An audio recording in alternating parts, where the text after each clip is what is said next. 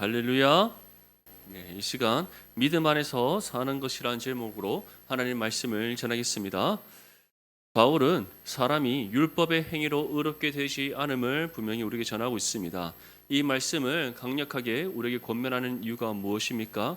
다름 아닌 우리가 사람의 전통 또는 율법의 준수 이러한 것으로 우리가 의롭게 되려 해서는 안 됨을 분명히 다시금 깨닫게 하기 위해서입니다.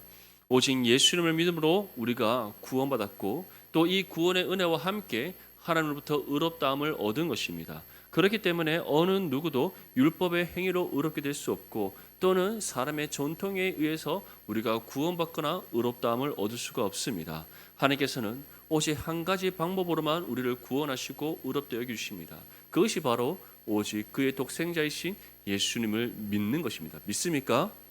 정말 이 사실을 다시금 기억하며 언제나 주님만을 믿고 따르며 또 우리가 주님을 믿음으로 하나님으로부터 구원받아 의롭다함을 얻었다는 사실을 기억하며 감사함으로 영광 올려드리실 거라니 소망합니다. 이와 함께 바울은 수리아 안디옥에서 있었던 한 가지 사건을 전했습니다. 그것은 베드로가 한 가지 실수한 일이었습니다. 사도행전을 보면은 수리아 안디옥에서 바울과 바나바의 사역을 통해서 정말 아주 놀라운 성령의 부흥의 역사가 임했음을 우리에게 전합니다. 이 소식이 이제 예루살렘 교회까지 전해지게 됩니다. 예루살렘 교회 지도자들은 이것이 정말 성령에 의한 역사인지 아니면 정말 거짓 가르침에 의해 일어난 그런 잘못된 현상인지 그것을 다시금 확인하기 위하여 이제 사람을 몇 명 보내게 됩니다. 그 중에 한 명이 베드로였습니다. 베드로가 1차적으로 수리아 안디옥에 파송되어져서 이제 그 교회를 방문하게 됩니다. 방문했더니 정말 그들에게 전해진 소식들처럼 수리아 안디옥에 놀라운 성령의 부흥의 역사가 임했음을 확인했습니다. 그게 얼마나 은혜로웠던지 함께 하나님께 감사함으로 영광 올려드리고 베드로가 그들을 축복했습니다. 그렇게 몇 날 며칠 그들과 함께 있던 중에 예루살렘 교회에서 사도 야고보가 다시금 사람을 보냈습니다. 그들이 도착할 때쯤 베드로는 그 이방 그리스도인들과 함께 식사의 교제를 나누고 있었습니다. 그런데 야고보가 보낸 그 유대 그리스도인들이 도착하자 혹시나 이방 그리스도인들과 함께 식사한 일로 책망받을까 두려워 그 자리를 급히 떠나버렸습니다. 베드로가 왜 그랬겠습니까? 다름 아닌 베드로 또한 정말 예수님을 믿고 구원받았으며 고넬료에 임한 성령의 놀라운 구원의 역사를 통해 이방인에게도 하나님의 구원이 임하고 우리와 같이 오직 믿음으로 구원받는다는 사실을 그가 직접 눈으로 보고 또 몸으로 경험했음에도 불구하고 갑작스럽게 찾아온 그 유대 그리스도인들 또 그로 인해 자신도 모르게 반응한 그런 유대의 전통과 관습 이러한 것들로 인해 베드로가 실수를 하게 되었던 겁니다. 이것을 통해 바울은 베드로를 크게 책망하게 됩니다. 너가 이처럼 이방인에게도 우리와 같은 믿음으로 구원받는 것을 직접 눈으로 보고 확인했음에도 불구하고 어찌하여 다시 옛 율법의 얽매인 삶의 모습을 보이느냐.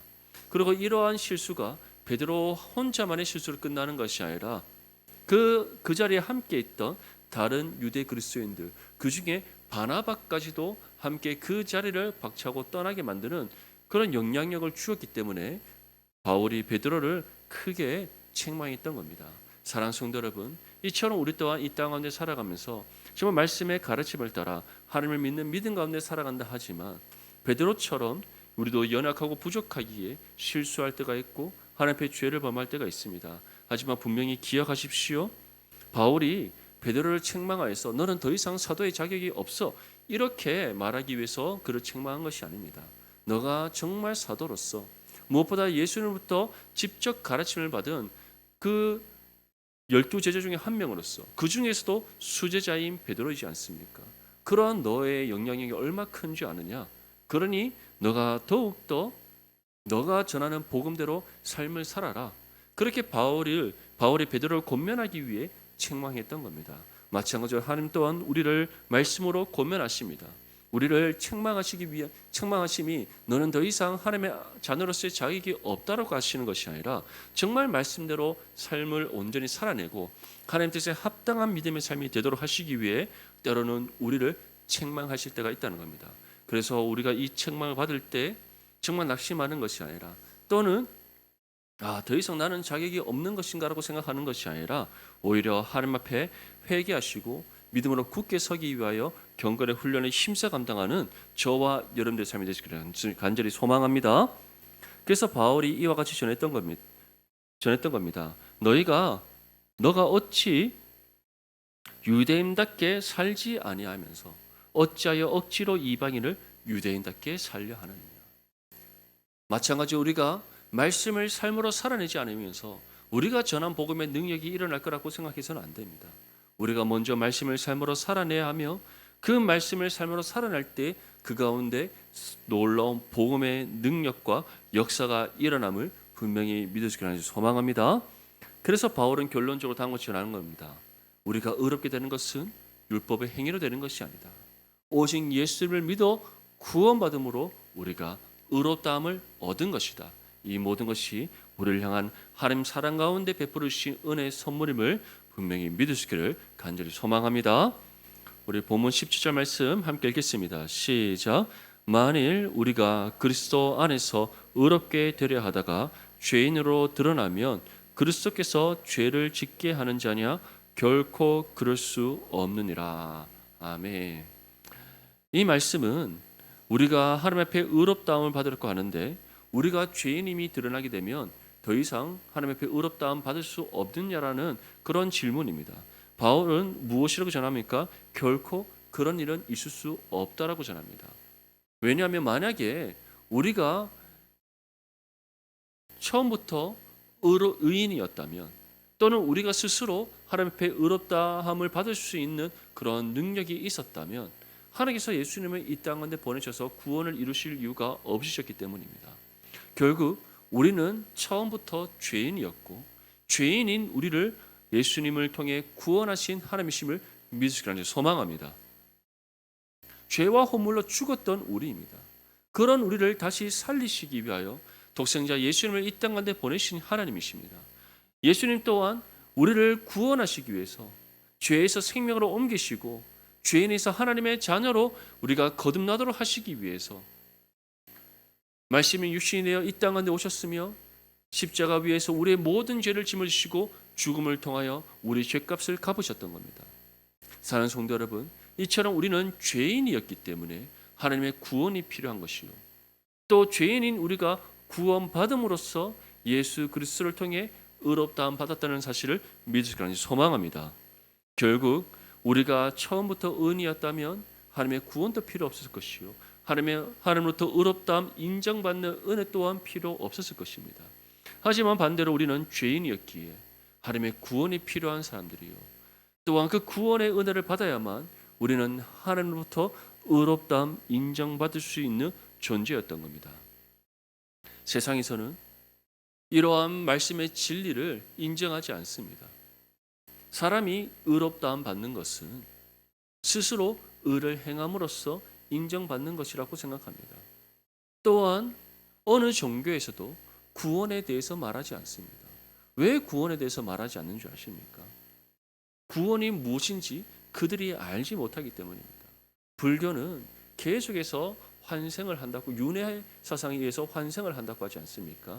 이 땅에서 선하게 살고 의롭게 살면 다음 생에는 더 나은 삶이 될 것이요, 이 땅에서 정말 죄를 많이 행하면 그 다음 생은 정말 더 불행한 인생이 될 것이라는 그런 윤회 사상에 의한 환생을 말합니다. 다른 기타 종교도 별로 크게 거기에서 벗어나지 않습니다. 하지만 하나님의 그 공의의 심판에 대해서 말하고, 또한 분명한 하나님의 구원이 있으며 하나님의 나라에서의 영원한 삶이 있음을 전하는 진리는 오직 하나님의 말씀밖에 없다는 사실을 믿으시기를 소망합니다. 이처럼 하나님께서 이러한 복음의 진리를 우리에게 전하신 이유가 무엇입니까?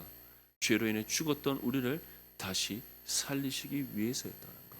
그렇기 때문에 바울이 우리에게 전하는 것처럼 우리가 죄인으로 드러나서 의롭다 인정받지 못한다, 그런 일은 있을 수 없다. 오히려 우리가 죄인이었기에 하나님의 구원이 필요한 것이요, 또한 죄인이었던 우리가 구원받음으로써 하나님으로부터 의롭다함 받는다. 정말 이 은혜 가운데 살아가고 있는 하나님의 자녀임을 믿으며 하나님께 감사함으로 영광 올려드릴 수 있기를 간절히 소망합니다. 우리 18절과 19절 말씀 함께 읽겠습니다. 시작. 만일 내가 헐었던 것을 다시 세우면 내가 나를 범법한 자로 만드는 것이라. 내가 율법으로 말미암아 율법에 대하여 죽었나니 이는 하나님에 대하여 살려 함이라. 아멘. 이처럼 바울이 우리에게 죄인이었기에 구원받았고 어느 누구도 율법의 행위로 의롭다함 받을 수 없다라고 말했던 이유가 여기에 있습니다.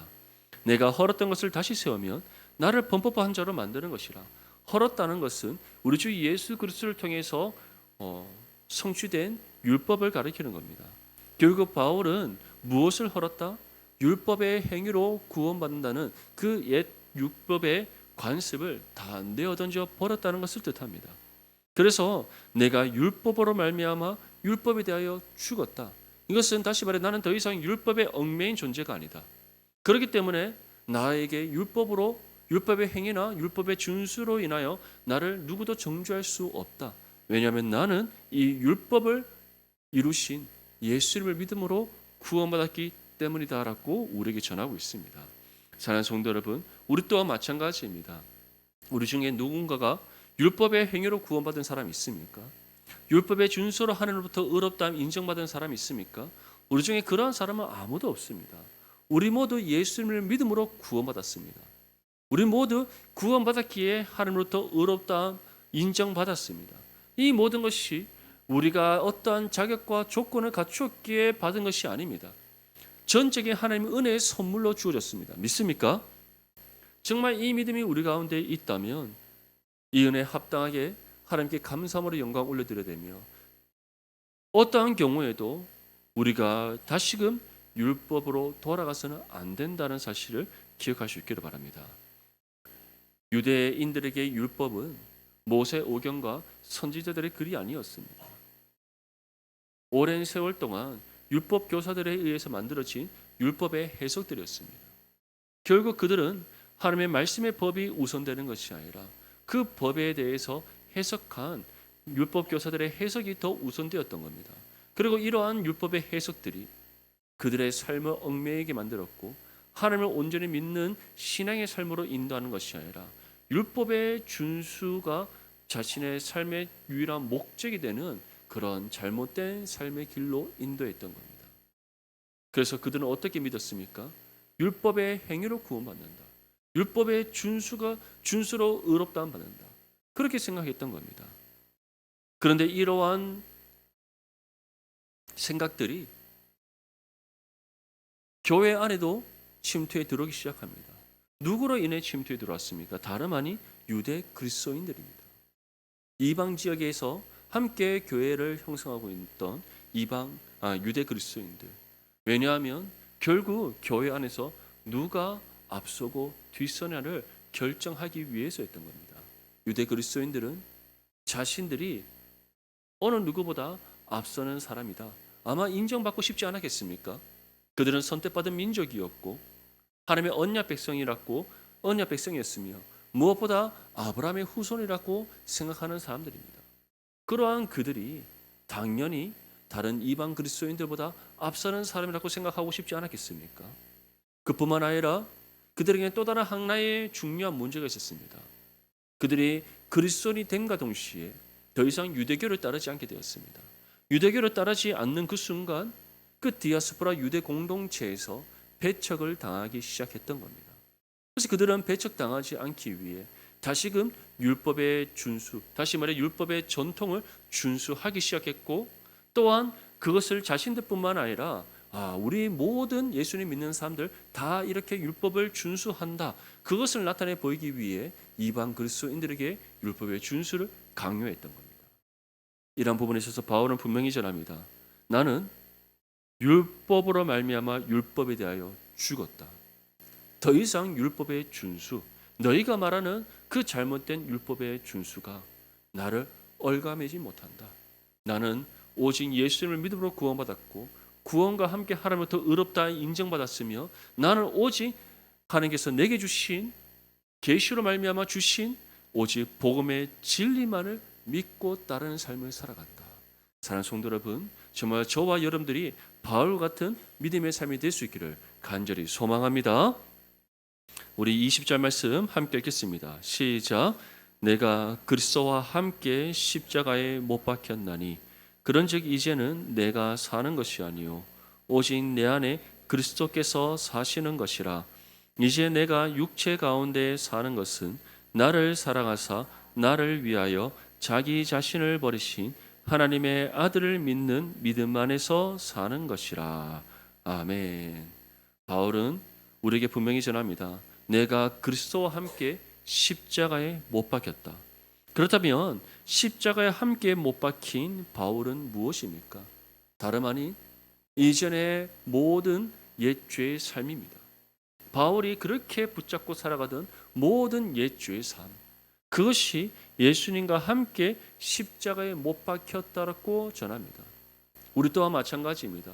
구원받기 이전에, 예수를 믿어 구원받기 이전에 우리는 하나님을 알지 못한 채 이 땅에 살아갔습니다.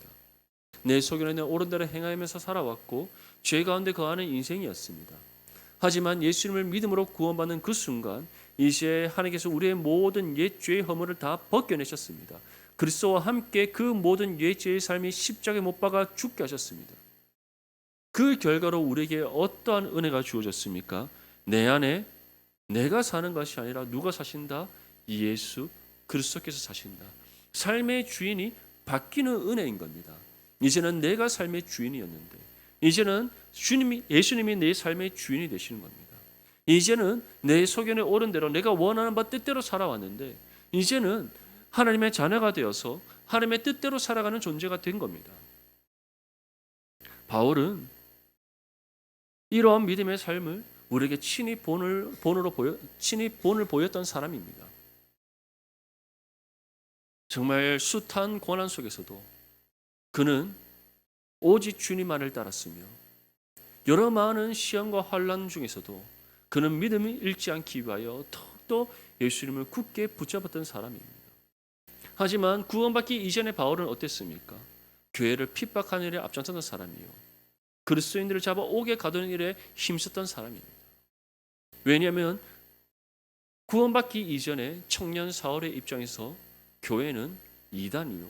그리스도인들은 유대교를 배반한 배신자들이었기 때문입니다. 하지만 구원받고 난 이후에 바울은 어떻습니까? 예수 그리스도의 십자가를 위하여 헌신했던 사람이에요.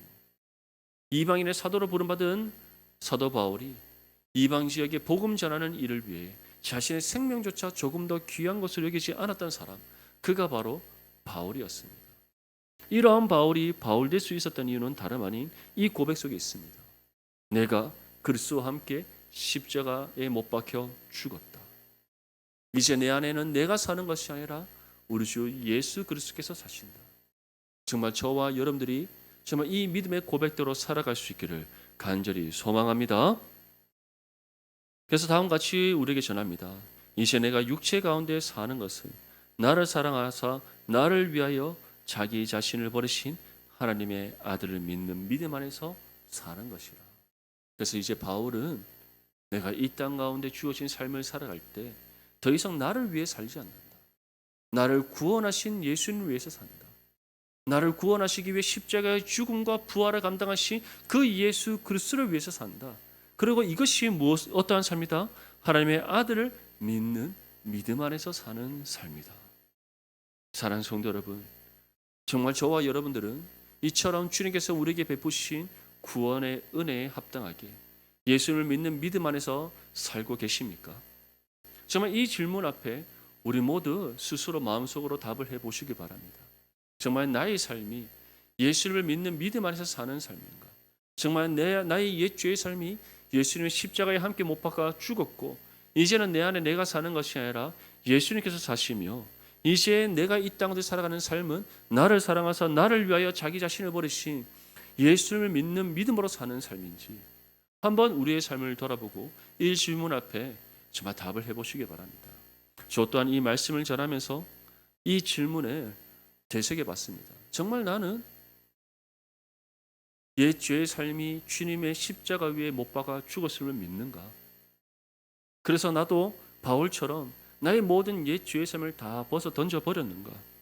내 안에 내가 사는 것이 아니라 주님께서 사시기에 정말 이 은혜에 합당하게 내가 예수님을 믿는 믿음 안에서 살고 있는가?